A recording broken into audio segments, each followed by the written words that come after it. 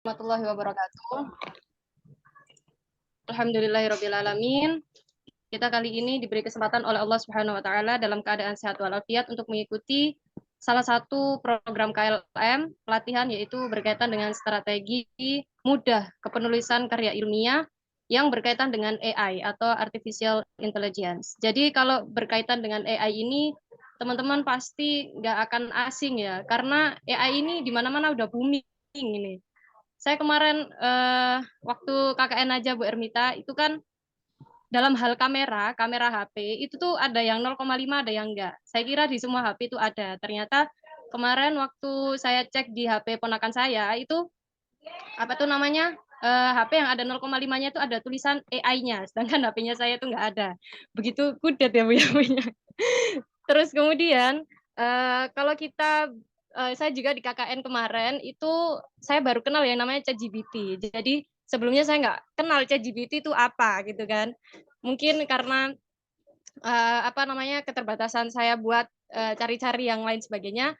Akhirnya saya tahu ChatGPT ini adalah salah satu produk AI juga gitu. Terus kalau berkaitan dengan cari skripsi yang lain, misalnya untuk mempermudah skripsi yang apa pengerjaan skripsi atau jurnal artikel itu udah ada. Kalau kita lihat di konten creator itu mesti ada AI dan AI gitu. Jadi tema yang diusung oleh KLM kali ini begitu luar biasa banget karena AI ini udah di mana-mana gitu. Jadi di sini pemateri kita bersama Ibu Ermita Zakia. Mungkin Mas Atfal bisa share screen CV-nya beliau.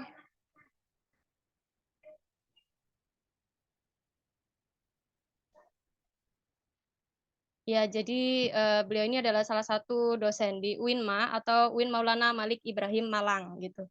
Jadi kalau dilihat dari CV-nya beliau, ngajar di Fakultas Psikologi ya Ibu, di tahun 2002 kemarin. Sekarang jadi dosen di UINMA juga Ibu. Iya, benar. Oh, iya ya. Jadi beliau ini dalam riwayat pendidikannya di MTS dan MA, beliau ada di Jombang, terus kemudian S1-nya di Kediri, terus kemudian S2 dan S3-nya menempuh pendidikan di Surabaya, tepatnya di UIN Sunan Ampel, Surabaya. Beliau juga pernah mengikuti salah satu kepenelitian internasional yang diadakan di FEBI IAIN Ponorogo dengan judul kalau nggak salah artinya itu metode tafsir maudhu'i dalam Al-Quran dan hadis yang di apa tuh namanya disambungkan dengan maqasid syariah yang berkaitan untuk kesejahteraan ekonomi Indonesia. Mungkin dalam kesempatan kali ini kita bisa kan kepada kita semua bagaimana cara kepenulisan karya ilmiah yang mudah yang berkaitan dengan artificial intelligence atau AI. Mungkin waktu dan tempat saya persilakan. Baik, terima kasih. Apakah suara saya terdengar? Dengar. Alhamdulillah didengar Bu. Baik, tadi sudah sekilas diperkenalkan oleh moderator kita, saya Ermita Zakia, seperti itu yang sekarang sedang studi doktoral di UINSA gitu ya. Jadi sebenarnya kita satu alma mater, cuma saya S3 bareng Bu Wilda seperti itu. Baik, kita mulai. Mungkin silakan di share screen. Oke, masih proses ya? Iya, masih proses Ibu. Nge-freeze katanya.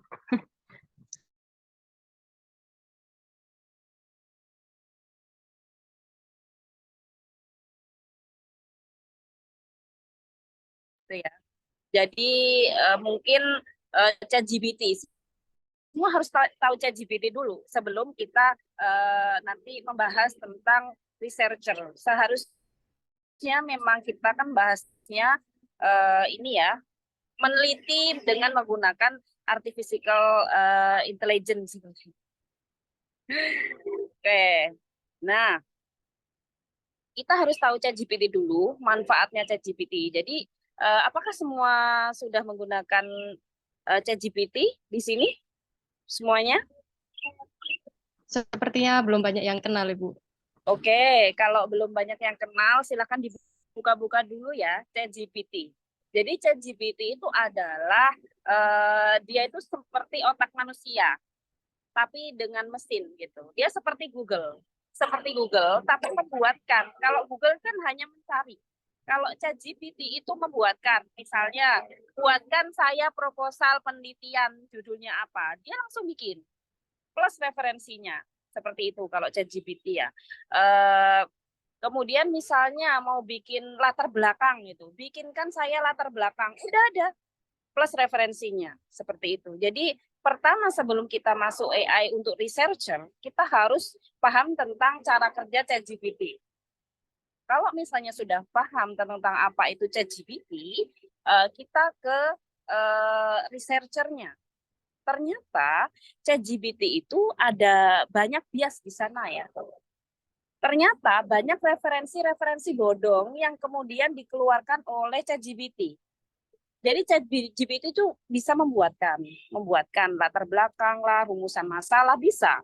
Cuma setelah diteliti itu banyak sekali bias yang ada di ChatGPT itu. Itu. Nah, kemudian ada nggak sih researcher atau kita sebagai researcher peneliti yang menggunakan jasa dari AI itu. Makanya di sini saya beri judul Replacement AI for Researcher. Jadi benar-benar AI for untuk penelitian seperti itu. Saya mengenal ini karena saya terjun di dunia jurnal.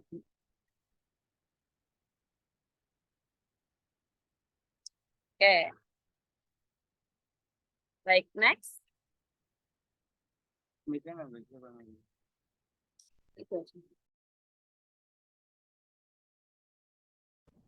Oke, suara saya terdengar.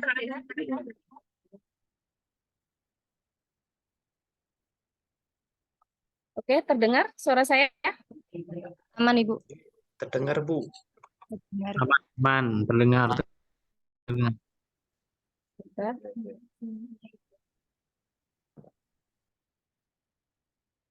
Oke, sudah terdengar ya? Aman, Ibu. Oke, aman. Baik, kita lanjutkan. Next.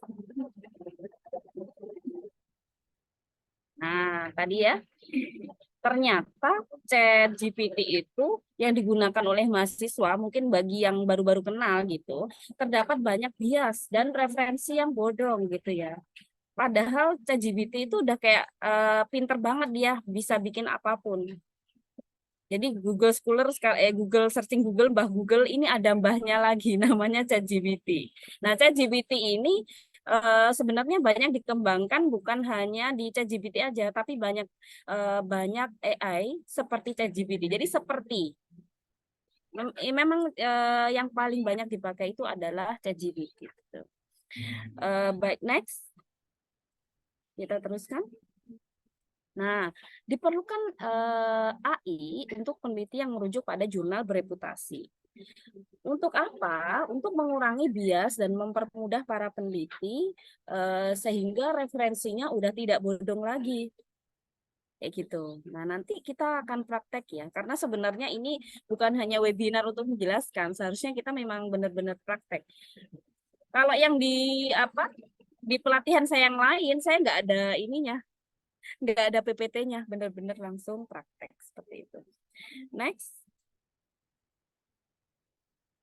Nah, pertama perangkat atau tools dari AI adalah Papersity. Terdapat jurnal dan referensi yang jelas. Mungkin saya diizinkan untuk share screen.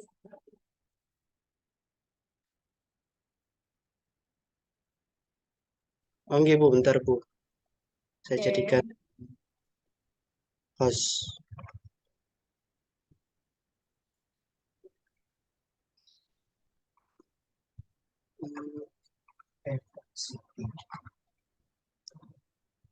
Sampun, Bu. Sudah. Bentar. Sepertinya sinyal saya agak terganggu.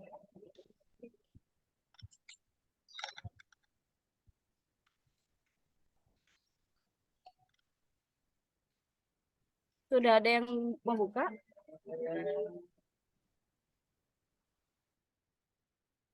Papersity AI. Perplexity AI sudah ada yang membuka, teman-teman?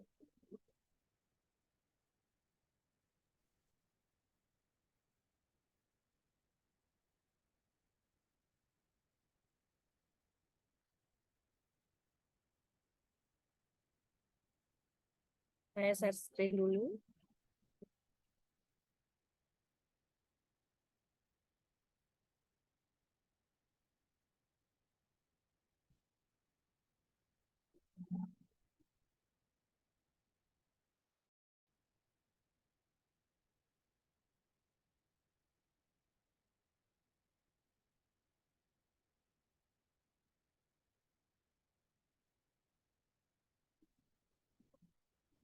Sudah terlihat ya? Sudah terlihat ya? Terlihat Ibu. Oke, Iya, lihat Bu. cari aja di Google judulnya Perplexity AI, kemudian kita klik ya.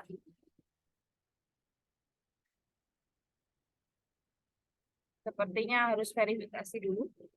Ini saya gunakan laptop yang belum pernah sepertinya.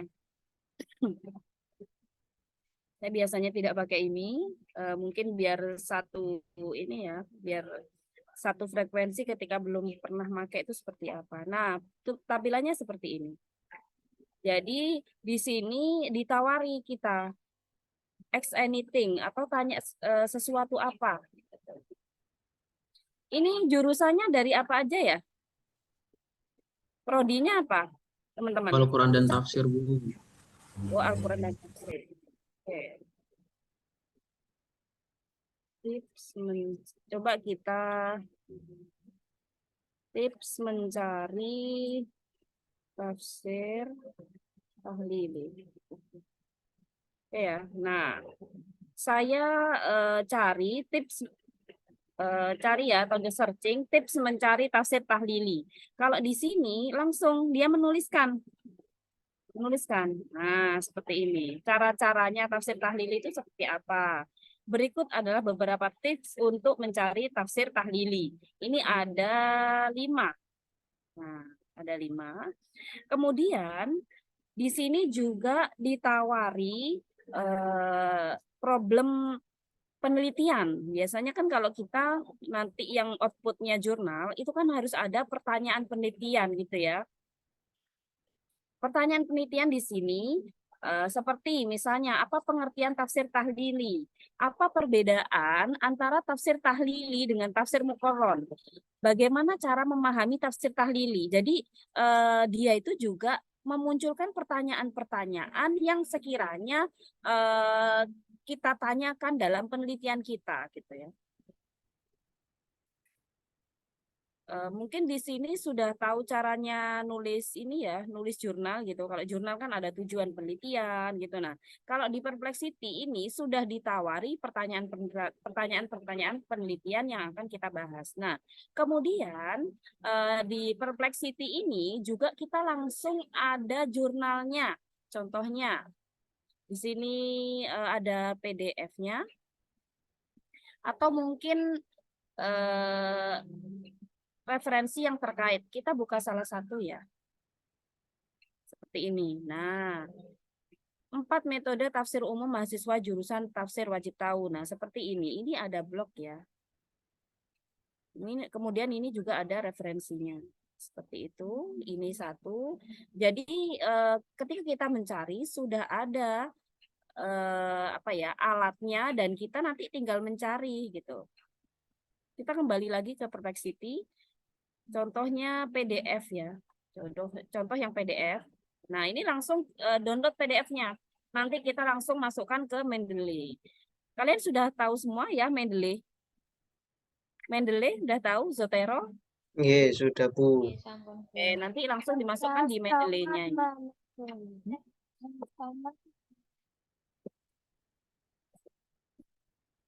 Oke, kita kembali lagi ke yang lain. Contohnya di ini tafsir PDF.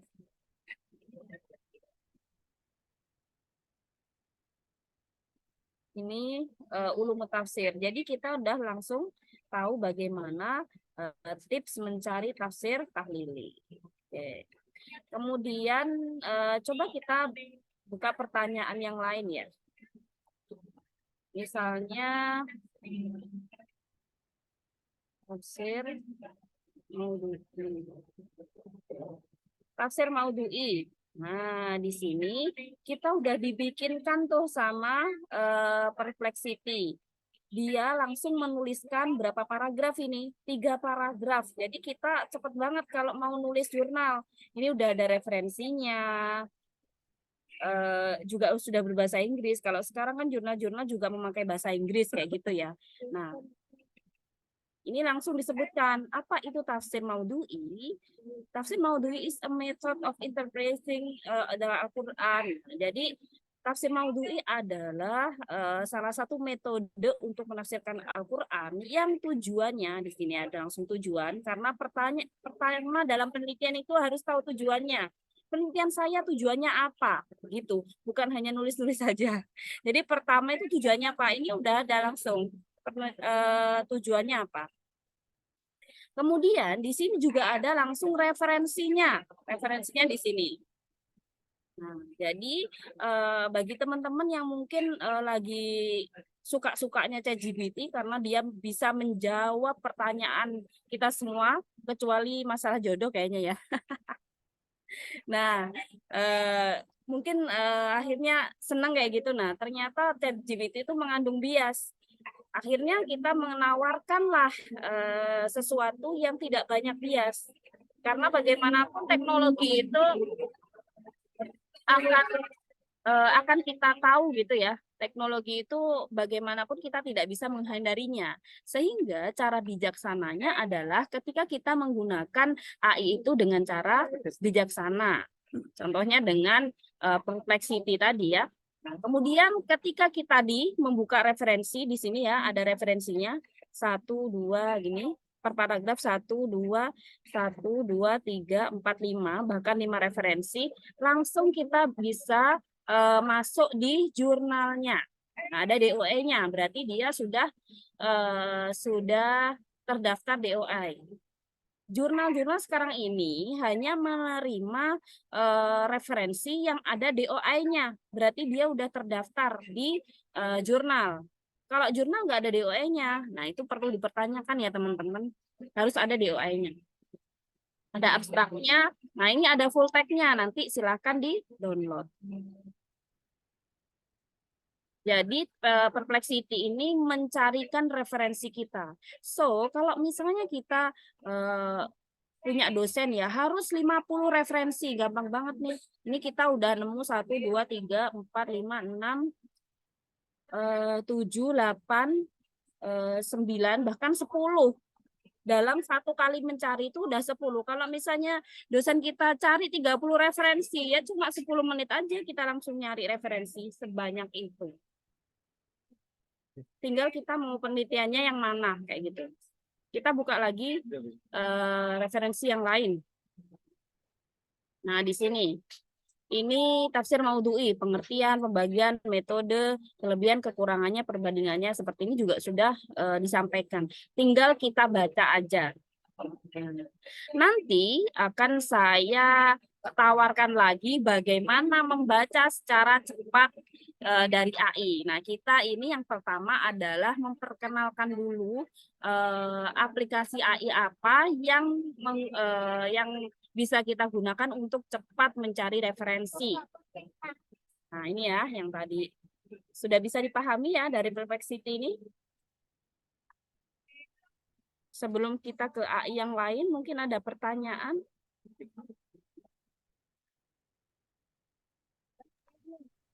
Pertanyaannya mungkin di akhir aja, Ibu. Oke, nah kita ke next di apa ya? PPT saya yang habis Perplexity apa ya? Elicit ya sepertinya. Saya biasanya soalnya langsung ya. Nah, ini AI juga, Elicit namanya. Elicit AI, apa AI. Nah, dia jadi asisten penelitian kita. Jadi asisten peneliti itu namanya Elicit. Kita buka ada Elicit itu ada apa aja. Suara saya jelas ya? Di sini rame soalnya. Oke, Jelas, Bu, jelas Bu. aman. Oke, aman. Oke. Yang penting wifi aman, insya Allah aman ya. Kalau suara masih bisa diulangi, tapi kalau udah sinyal yang nggak bagus itu nggak bisa. Oke, sepertinya lama ya ini Elisir ya.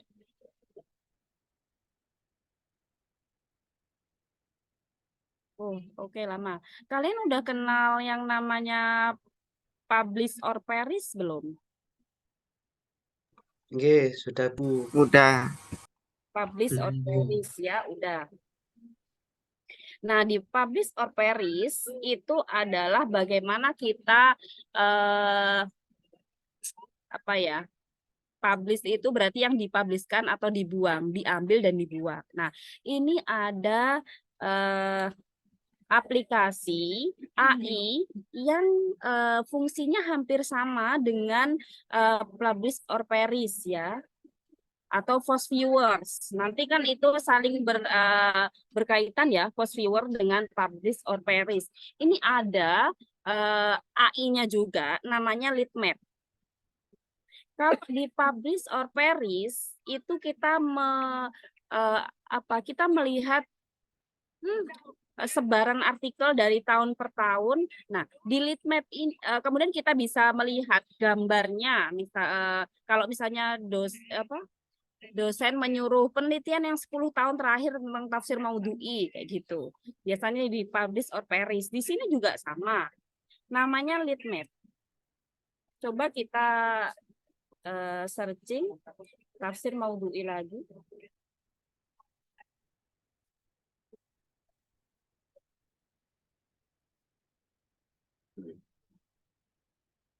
Nah, kebetulan ini karya saya sendiri ya. Karya saya sendiri karena nggak tahu ini tadi nyari langsung muncul nama saya yang bisa dilihat. Nah, kalau ini sama kayak publish or perish. Kalau publish or perish atau post viewer kita harus harus software itu harus diinstal di komputer kita. Kalau ini enggak, langsung nih.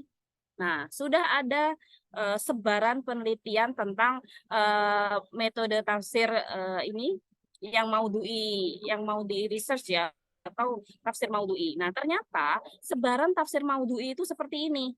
Saya meneliti tafsir maudhu'i di 2022, ternyata mempunyai mempunyai di sini kelihatan ya, mempunyai hubungan dengan penelitian-penelitian yang lain seperti itu. Jadi kalau deskripsi ya kalian misalnya gini, cari penelitian terdahulu sehingga posisi penelitian kalian itu bisa terlihat dengan jelas. Cari posisinya di sini. Ini udah nemu nih, misalnya tafsirnya tentang maudhu'i udah berapa referensi, coba kita hitung ya. 1, 2, 3, 4, 5, 6, 7 gitu ya. 8, 9, 10, 11, 12, 13, 14, 15, 16. Udah kita menemukan sekitar 16 referensi yang terkait. Sehingga sebenarnya yang idealis bagi skripsi itu ketika kita menemukan sesuatu ya yang berbeda dengan penelitian yang terdahulu, sehingga posisi kita bisa terlihat dengan jelas di mana maudhu'i yang seperti apa. Kalau di sini saya mengambil maudhu'i dari Al-Quran dan Hadis tentang maqasidus syariah di ekonomi gitu. Di bidang ekonomi itu tafsir maudhu'inya apa aja, Qurannya apa aja, hadisnya apa aja. Nah, inilah sebenarnya. Mungkin yang udah tahu ya, publish or perish kan seperti ini. Ada warna hijau, kuning sama oranye gitu ya. Kalau di sini udah kelihatan, nggak perlu lagi kita install di laptop kita. Nah, kemudian ada judulnya lagi nih. Nah, judulnya ini udah langsung bisa dilihat. Seperti itu di sini.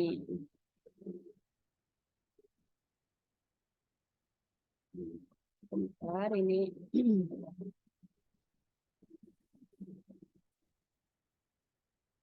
Penelitian terkait misalnya saya pencet sini ya. Nah, ini udah ada penelitian yang terkait di situ.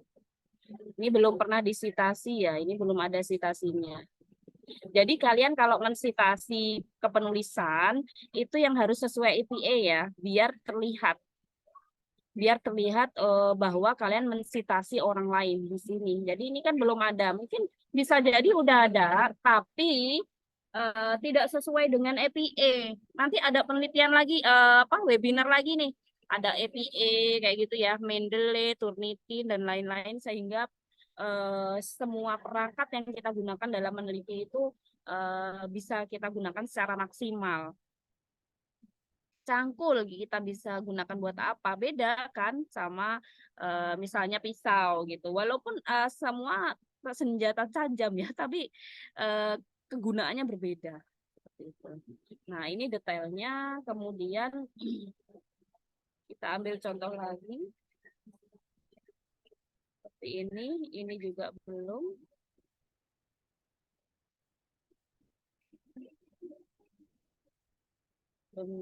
Belum disitasi orang.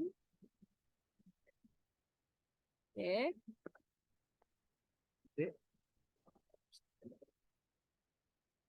Ini yang lead map ya. Nanti silahkan dicari-cari lagi yang berhubungan dengan penelitian kalian. Ini cocok nih bagi teman-teman yang mau nulis atau benar-benar paham bagaimana literasi di dunia digital saat ini. Bukan hanya membaca di perpus aja, tapi kita bisa membaca di jurnal-jurnal yang sudah bereputasi. Oke, ini berikut gambarannya di lead map. Ini kita buka lagi Eliseth ya.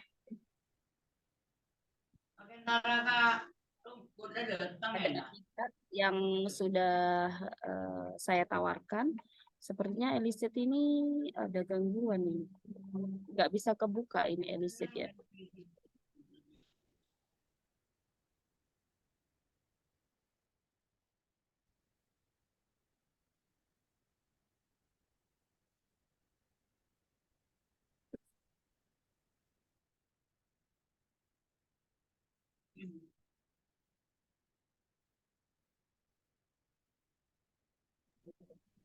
Sepertinya ada kendala di Eliseth ini. Lead map. Kemudian saya tawarkan lagi namanya resumer.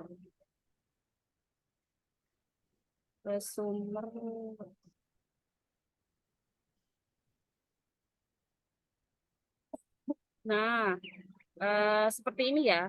Ini namanya resumer. Jadi, bagaimana cara cepat kita membaca satu artikel itu di sini. Namanya resumer. Kita nggak capek-capek nih, misalnya sudah ditemukan tadi dari Perplexity ini sudah ditemukan materi kayak gitu. Bagaimana cara cepat membaca itu dimasukkan di resumer. Kalau sudah di-download nanti diimpor dari sini ya. Coba mungkin salah satu aja PDF yang apa ya kira-kira yang di download ya. Oke, kita masukkan di resumer PDF. Dia nanti langsung bisa meresum ya. Nah, ini loading. Ini dari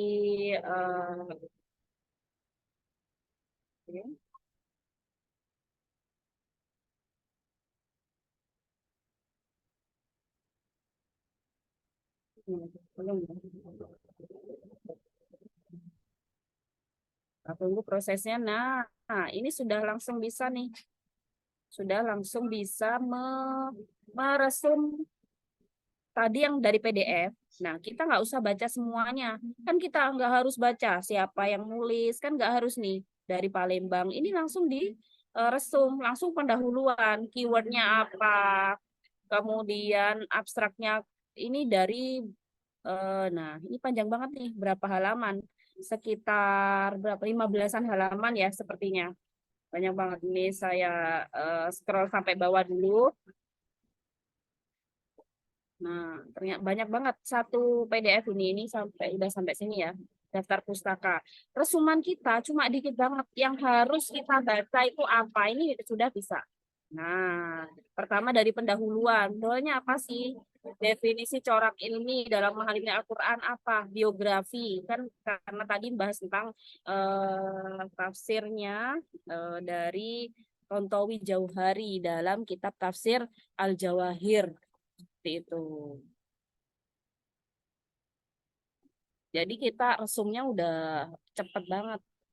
Ketika sudah menemukan referensi, kita resum, udah deh kita tahu bahwa artikel ini ngomong apa sih, kayak gitu.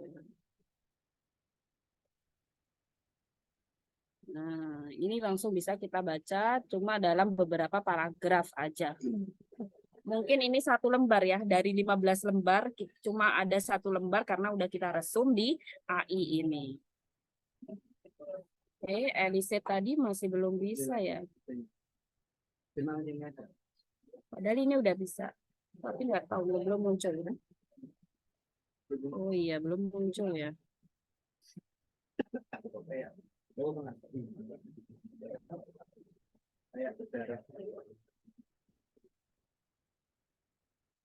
Oke, belum bisa, bentar.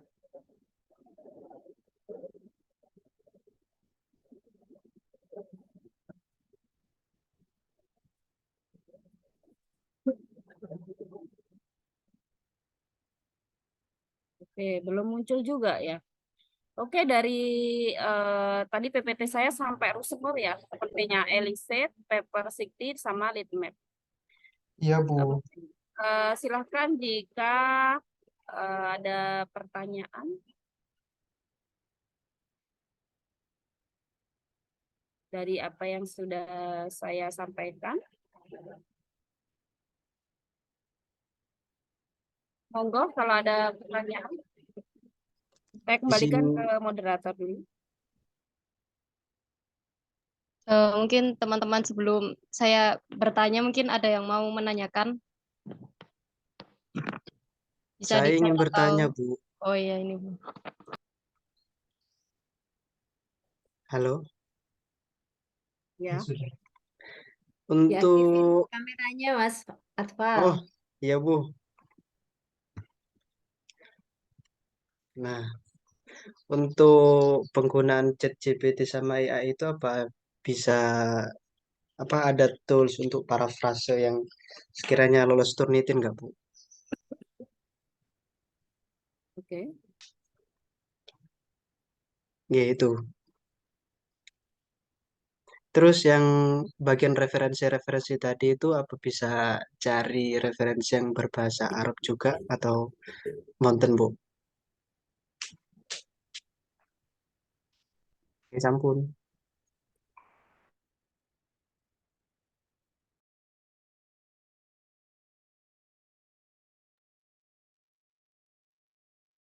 Oke, langsung saya jawab ya. Iya, Bu, monggo. Oke, Turnitin itu ada macam-macam ya. Kalau yang di AI kita tadi udah bebas Turnitin. Ketika kalian buka ChatGPT, di Turnitin itu 0. Jadi kalau di Turnitin biasa itu 0. Jadi dia itu benar-benar ngarang buat kita 0. Tapi kalau misalnya Turnitin yang udah canggih, itu Turnitinnya yang premium itu udah bisa mendeteksi AI. Kayak gitu. Dia di Turnitinnya udah muncul, ini dari AI. Kalau tulisan itu AI yang buat. Cuma Turnitin itu ada 2. Kalau yang premium itu bisa melihat AI, yang biasa aja dia yaitu tulisan kita. Mungkin dosen-dosen yang udah tahu gitu ya, kalau misalnya Turnitinnya 0%, itu yang harus memang diwaspadai. Turnitin itu adalah alat yang untuk membantu, kalau 0% itu nggak mungkin. Nama kita ya, bahkan nama kita bisa terturnitin kalau misalnya yang peka gitu ya dosen, masa ini nggak ada. UIN misalnya, UIN Sunan Ampel itu kena Turnitin. Kalau misalnya 0%, ya dosennya harus curiga. Kalian juga harus curiga kalau 0% itu. Kita nggak boleh kayak gitu. Justru yang bahaya itu 0%. Kenapa? Karena nggak mungkin segala sesuatu itu bebas dari Turnitin. Tapi kalau ChatGPT sendiri itu 0%. Nah, nanti tugas dari UINSA adalah nanti bikin ini Turnitin yang premium sehingga mahasiswa yang pakai chat GPT itu bisa gitu, bisa terdeteksi.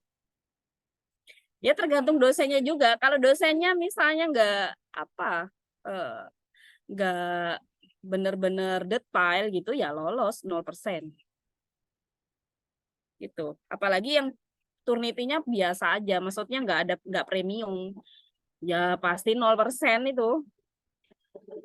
Gitu. Jadi di sini kita ranahnya yang kita biar bijaksana kayak gimana gitu ya.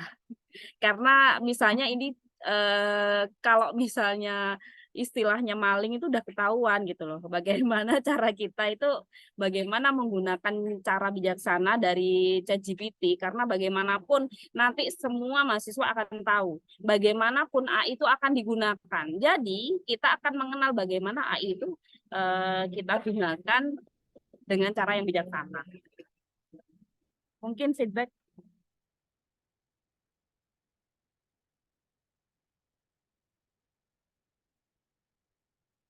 Untuk pertanyaan kedua tadi Bu, yang referensi bahasa Arab itu bagaimana kalau di AI?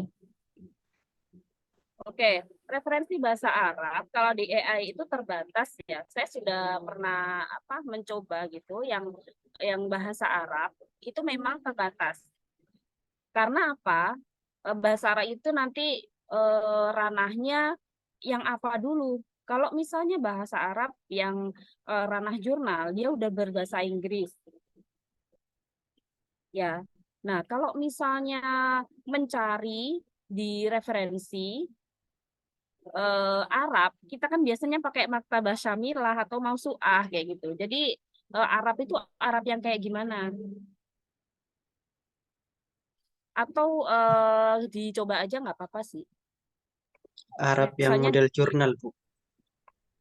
oke, yang Arab model jurnal, ya kita coba aja. Kemarin saya sudah nyoba itu sedikit gitu ya, karena terbatas. Dia ininya cuma berbahasa Inggris. Bisa. Ini saya share screen lagi. Kita langsung ini workshop ya, bukan webinar. Oke, kita langsung buka yang berbahasa Arab. Saya share screen. Nah, dari Perplexity tadi. Nah, tadi Maudhu ya. Ini udah langsung mencarikan nih. Mungkin karena kita referensinya cenderung ke Arab-Araban. Nah, ini udah ada. Maudhu huwa ismun. Nah, ini udah ada. Sudah ada kan? Berbahasa Arab. Jadi keren nih, nanti kalian dosennya saya presentasi pakai Arab aja. Nah, ternyata dari sini. Oke, kita buktikan referensinya gimana sih? Apakah berbahasa Arab? Iya, referensinya berbahasa Arab. Tapi ini sepertinya ini ya, sepertinya tetap dari Wikipedia, cuma dia berbahasa Arab kayak gitu ya. Nah, ini lihat kan. Nah, coba yang lain. Kita buka yang lain. Makanya bahasa Arab itu tadi bahasa Arab yang kayak gimana gitu loh. Mencari dengan bahasa Arab atau referensi Arab itu kan beda. Kalau referensi Arab kan nyari kita di Maktabah Syamilah. Kalau berbahasa Arab jadinya ke sini gitu. Ini yang Arab ya, mungkin nanti bisa dibaca. Kita coba-coba aja dulu. Sama. Nah, ini pertanyaan yang lain. Ini referensinya. Jadi ketika kita klik ada referensi yang baru lagi. Nah itu mungkin bisa cerah atau belum? Nggih, sampun Bu. Terus yang terakhir itu Bu tadi yang resumer itu. Nah, kalau kita kopas dari itu langsung habis diresum itu nanti kena Turnitin juga nggak Bu? Apa tetap kita harus parafrase secara manual dulu atau gimana?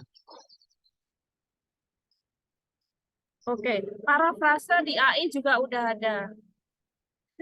Jadi semua udah ada di AI itu udah ada. Nanti tinggal kita searching itu AI-nya, kemudian langsung diturnitin. Kita buktikan apa kedetek nggak sama turnitin kayak gitu. Parafrase juga sudah ada. Itu juga memfrasekan diri kita, memfrasekan PDF-nya. Apakah terturnitin? Ya, ya dilihat aja gitu. Karena ada yang 0%, yang itu yang bahaya. Kalau bisa kita kalau nulis nggak 0%. Jadi ada 10%, 20% kayak gitu. Karena nggak mungkin segala sesuatu itu 0%. Apalagi kita jurusannya adalah ilmu Al-Quran dan tafsir. Terjemahannya itu akan sama. Kamu mau terjemahin sendiri, lebih bisa dari Kemenak kan nggak mungkin gitu ya. Jadi terjemahannya kan pasti dari Kemenak, mau dari mana lagi? Ya mungkin kalau saya sama Mbak Wilda habis ini menelurkan tafsir saingannya dari Kemenak mungkin kayak gitu. Tapi kalau misalnya kita jurusan ilmu Al-Quran dan tafsir atau filsafat yang pendapatnya Sokrates apa-apa kan nggak bisa diturnitin kayak gitu. Jadi memang kegunaannya adalah bagaimana kita menggunakan secara bijaksana. Kalau tujuannya untuk nol turnitin ya silakan. Ini nol turnitin, benar-benar nol gitu. Baik, ada lagi?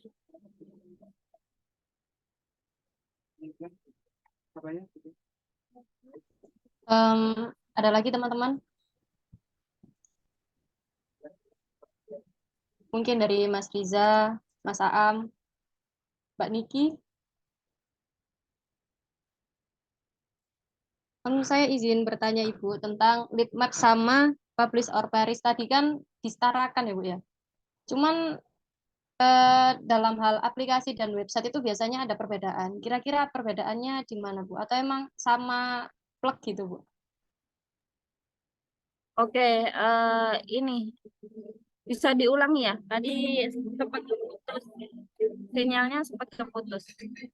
Oh iya, ini berkaitan sama lead map sama di publish or perish. Tadi kan disetarakan, cuman kan perbedaannya kalau yang saya ketahui publish or perish itu kan berbentuk aplikasi buat PC. Nah, kalau lead maps itu kan berbasis website AI. Nah, kira-kira ada nggak perbedaan antara keduanya, Ibu? Barangkali lebih unggul yang mana gitu? Oke, ada ya. Itu memang hampir sama, tapi beda. Kalau misalnya di publish or perish atau first viewer, kita nyarinya itu langsung, misalnya di Google Scholar, di Scopus, ya, di Web of Science, itu langsung muncul. Kita mau nyarinya di mana? Atau Google Scholar atau Google Cendekia. Jadi yang mau dicari adalah di Google Cendekia. Misalnya di jurnal-jurnal internasional kayak gitu. Udah langsung nyari di jurnal internasional atau dua-duanya. Udah ada yang pakai kan ya. Jadi jelasin ini tahu ya. Nah, misalnya nyari di Google Scholar sama di Web of Science gitu. Yang mungkin WINSA berlangganan itu apa? Springer misalnya, jurnal yang bereputasi karena bayarnya miliaran ya kalau Springer itu. Jadi jurnal yang bereputasi Scopus kayak gitu kan harus bayar masuknya, nggak gratisan. Nah, itu yang dilanggan itu apa? Itu diklik ya, diklik nyari misalnya dua dari Springer sama Google Scholar diklik nyarinya. Jadi publish or perish itu nanti fokus di situ. Jadi keunggulannya di situ. Langsung fokus nyarinya di jurnal tertentu itu, enggak semuanya.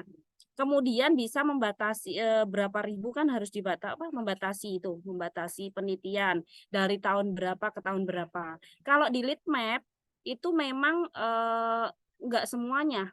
Misalnya ternyata munculnya cuma di Google Scholar aja. Bukan di yang kita inginkan. Kalau misalnya yang kita inginkan di jurnal yang bereputasi internasional, ternyata nggak muncul yang di lead map itu. Jadi nanti tetap pakai publish or perish. Jadi memang fungsinya sama, melihat sebaran. Cuma sebaran yang di mana? Jurnal bereputasi internasional kah? Atau yang nasional kah? Yang cukup Sinta aja, kayak gitu. Jadi tergantung kita maunya yang kayak gimana. Terkadang memang misalnya penelitian kita tafsir maudhu'i di Indonesia gitu. Berarti kan kita bisa jadi nggak kemana-mana, nggak ke jurnal internasional yang Inggris sana kan nggak. Nyarinya yang benar-benar nasional, cukup di Google Scholar. Tapi kalau misalnya tafsir maudhu'i di Asia Tenggara, misalnya di Australia atau apa, berarti kan nyarinya kita harus di sana juga. Itu fungsi kekurangan dan kelebihan dan fungsi-fungsinya. Itu jawabannya. Berarti dalam konteks itu lebih unggul di publish or perish, Bu ya? Iya, karena lebih bisa mencari dengan detail jurnal yang kita inginkan, yang ingin kita cari. Gitu. Iya. Ada pertanyaan lagi, mungkin dari sebagian kita kan kalau misal cari jurnal internasional itu kan selalu berbahasa Inggris, Bu ya.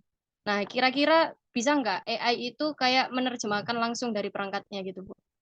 Karena kan sebagian orang kadang kesusahan gitu kalau diterjemahin satu-satu. Bisa, semua bisa ya. Jadi nanti ini pelatihannya berseri saja, nanti semua kasih tahu. Oh. Oke, ada langsung namanya DeepL, DeepL. Jadi nanti kalau misalnya jurnal-jurnal yang kita males nginggrisin ya, nggak pakai Google Translate lagi, kita pakai DeepL. Itu nanti dimasukkan PDF-nya dimasukkan di DeepL, dia udah langsung menerjemahkan. Dan bukan terjemahannya Google Translate. DeepL namanya. Nah, kemudian komputer kalian juga harus canggih, guys ya. Komputer kalian harus canggih. Jadi dokumen itu langsung bisa menerjemahkan pakai bahasa Inggris. Coba ini kalau laptop saya ini bukan laptop ya, ini pinjem ya. Oke. Jadi kalau yang Word yang terbaru, dia udah bisa, misalnya artikel kita berbahasa Indonesia. Di Word itu sudah langsung bisa translate ke bahasa Inggris atau dari bahasa Inggris ke bahasa yang lainnya. Itu udah ada di Google-nya, nggak usah ke DeepL, nggak usah ke Google Translate, udah bisa. Ini lama ya ininya, Word-nya ya. Itu juga berlaku sama yang berbahasa Arab gitu, Bu? Iya, sama. Bahasa apapun. Dia yang nerjemahin itu bukan lagi Google Translate, tapi Microsoft yang ada di perangkat kita. Jadi sebelum kemana-mana, minimal Word kita udah langsung bisa menginggriskan. Jadi terjemahkan dokumen dalam waktu singkat dia udah nerjemahin. Sebentar saya buktikan dulu. Ini bisa langsung bahasa Inggris. Oh, belum dicoba ya. Oke, DeepL. L-nya besar ya. Tapi kalau gitu aja udah bisa kok. Coba saya buka Google-nya. Kemudian, kalau di laptop ini kayaknya bukan. Saya share screen dulu ya. Bukan yang terbaru kayaknya ini. Nah, kalian kalau punya artikel yang berbahasa Indonesia, ini kayaknya masih lama. Sebentar, ini udah ada translate-nya. Ini sepertinya yang lama. Oh, ini. Nggak bisa. Ya. Menunya itu ada, tapi ada posisinya. Nggak bisa diklik ya ini. Nah. Oh, ini udah ada. Nah, kalau di sini udah ada. Jadi Word kalian udah tertranslate dengan ini, translate. Nah, ini udah ada Microsoft Translator. Namanya Microsoft Translator. Jadi nanti bahasa Indonesia kalian langsung dia bisa berbahasa Inggris dengan waktu 3 menit ya. Mari kita coba. Ini nggak ada tulisannya. Oh, ini nih dulu. Nah, ini loading. Udah terlihat ya? Terlihat ya, teman-teman ya? Lihat, Bu. Nah, di sini nanti ada apa? Ada pilihannya. Kalian mau nerjemahin satu paragraf atau satu dokumen. Udah ada di sini. Jadi kalau misalnya jurnal berbahasa Inggris, oh cuma 3 menit. Nah, di sini. Ini yang selectionnya, dia berparagraf yang ada di sini. Jelas ya, di sini. Kalau dokumen, diklik yang ini. Nah, ini dirubah dulu dari bahasa Indonesia. Kalau ini auto detect, kita rubah dari bahasa Indonesia. Langsung ke bahasa Inggris, nanti translate udah langsung berbahasa Inggris semuanya. Gitu. Coba saya buka ininya ya. Mungkin yang lain. Yang di mana ini? Sebentar. Yang di yang mau diterjemahkan yang mana ya contohnya? Yang buat Pak. Ini ya, makalah studi. Nah, contohnya nih, kalian pengen makalahnya berbahasa Inggris. Nah, ini. Masih buka dulu. Gitu ya.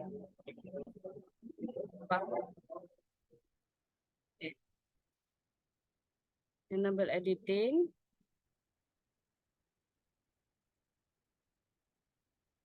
Coba kita translate. Oke. Dokumen Indonesia ke Inggris kita translate. Mengenal metode penafsiran Al-Quran. Nah, sudah berbahasa Inggris, guys. Dari awal sampai akhir. Berapa menit? Nggak ada 3 menit ternyata. Oh ya. Nah, di sini. Tapi nanti kita baca lagi ya, guys. Ini karena mungkin bisa jadi semua yang nah, harus dibaca lagi karena bisa jadi ada yang tidak terdetek kayak gitu. Udah bisa. Semua terdetek sampai daftar pustakanya. Daftar pustakanya ini agak kacau ya, karena yang berbahasa Indonesia juga diinggriskan ini. Harusnya judulnya bahasa Indonesia. Nah, ini diinggriskan sama dia karena terlalu cerdas kayaknya. Nah, ini kan misalnya karyanya Abdullah ini ya. Jadi bahasa Inggris. Karyanya Bu Umi Kalsum ini tipologi of tafsir studies. Harusnya kan studi tipologi studi tafsir gitu kan judulnya. Jadi ini juga kedetek Inggris. Jadi Mohon maaf, Mita, ya. Nggak, kayaknya share screen-nya nggak muncul deh di ini. Oh gitu. Oh ya, sorry. Udah. Nah, ini baru. Nah, ya. Oh, maaf ya. Nah, tadi kita menginggriskan cuma butuh waktu 2 menit aja. Berapa detik? 5 detik bahkan. Langsung pakai di sini. Oh, diulang aja ya. Enak ya. Bentar. Mungkin diulang aja. Biar enak nanti. Nah, ini ya. Jadi kita buka Word kita. Ini coba tulisan yang berbahasa Indonesia. Oke, kemudian ini dicari translatornya di mana. Kalau yang di sini, ini carinya di engineering ini. Di pencarian, translate, kemudian Microsoft yang akan mentranslatekan. Kalau ada yang di Word yang lain, itu udah ada di sini. Di sini udah muncul di depan. Kalau ini harus di start.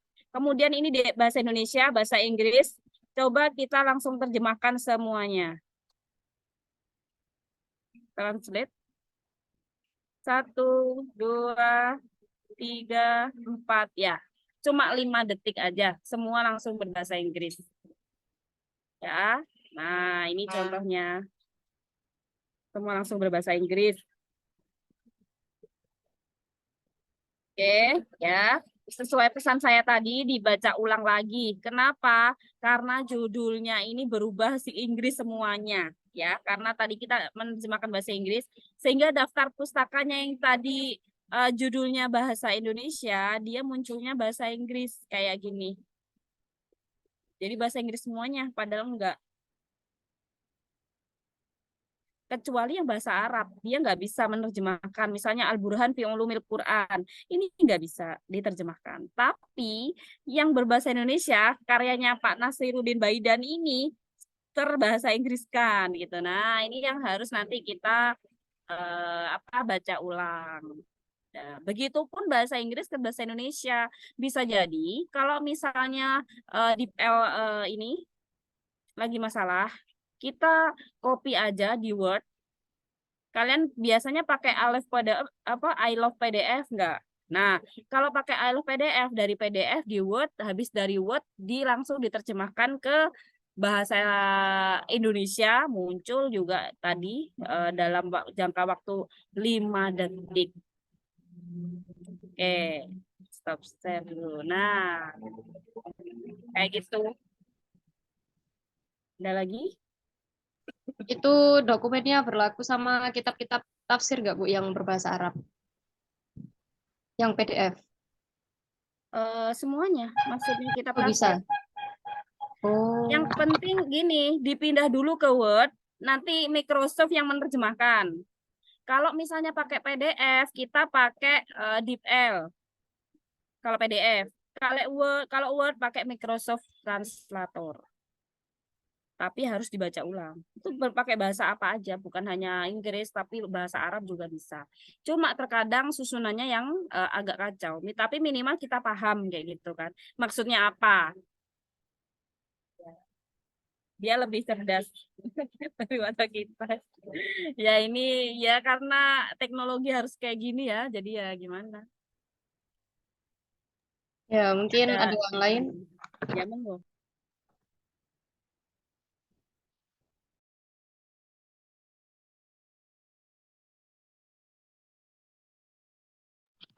Mungkin Mas Hilmi?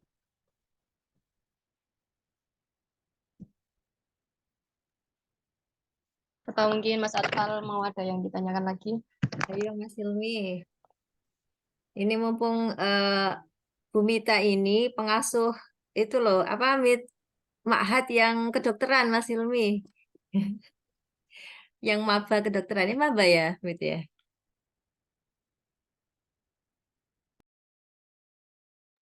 Ya maba kedokteran dan farmasi.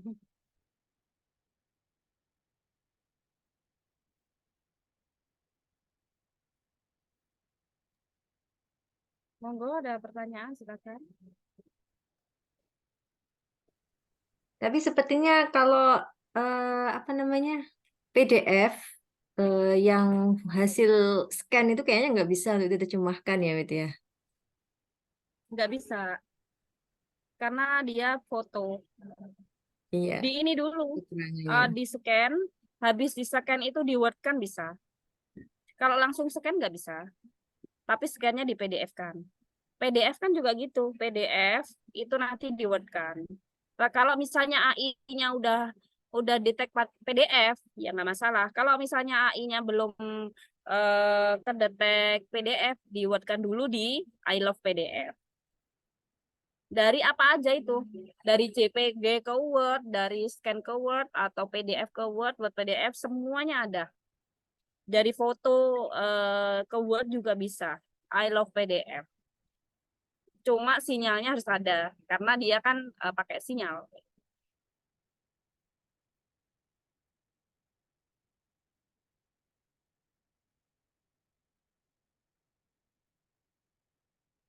Semoga teman-teman mungkin ada yang mau ditanyakan.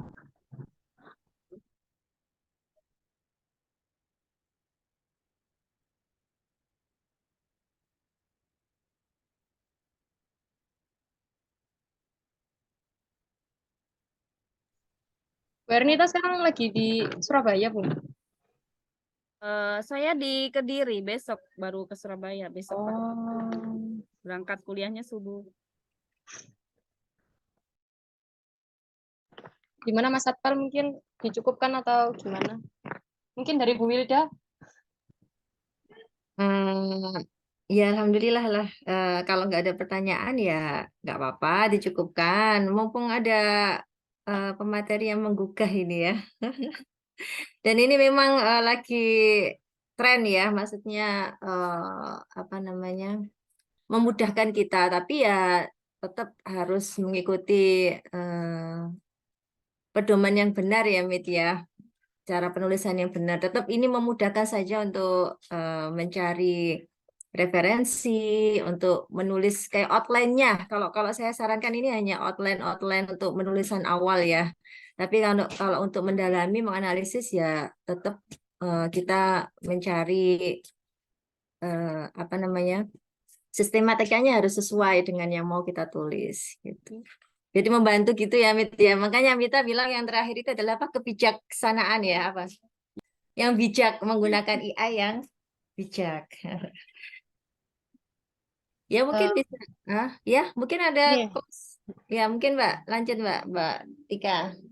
kalau misal dicukupkan sampai di sini, bagaimana Bu Wilda? Iya nggak apa-apa, close statement mungkin ya, apa Ya, closing statement. ya sebelum closing mungkin teman-teman bisa on cam buat foto bersama. Ya mumpung ada pemateri cantik ini. Terpesona semua Ibu katanya. Kenapa? Terpesona semua. Teman-teman mungkin bisa on cam. Ayo guys, on cam guys. Ayo rek, tangi rek. Ayo. Ini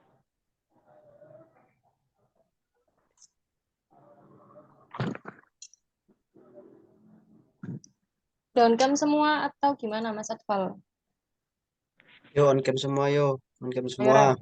Yo, Mbak Rahmawati, Putri, Mbak Mahda.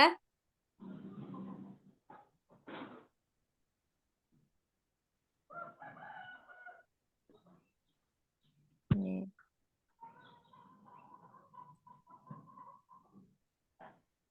Ini SS-nya dari Mas Atfal ya? Nggih, nggak apa-apa dari saya.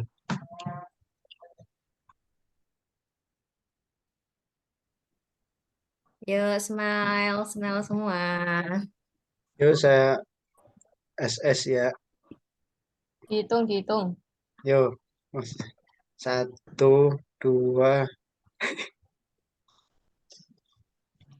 Ampun. 1.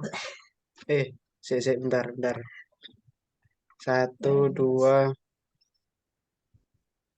Slide kedua. 1, 2. Oke, slide ketiga. Nggak ada ding. Berarti. Oke, Terlalu sampun. bersemangat. Terima kasih ya saya ucapkan kepada Bu Ermita Zakiyah yang meluangkan waktunya untuk teman-teman KLM dan teman-teman lainnya yang mungkin ikut gabung selain KLM. Saya bersyukur hari ini bisa terlaksana ya. Semoga apa yang disampaikan oleh Bu Ermita Zakiyah bermanfaat bagi kita semua dan bisa kita praktekkan dan kita bisa bijak, tanda kutipnya ya, bijak dalam penggunaan AI untuk menulis karya ilmiah. Kita tunjukkan kalau kita bisa, dan ini hanya alat bantu kita saja untuk mempermudah kita menulis karya tulis ilmiah. Jadi tetap kita perhatikan pedoman menulis karya ilmiah yang baik ya.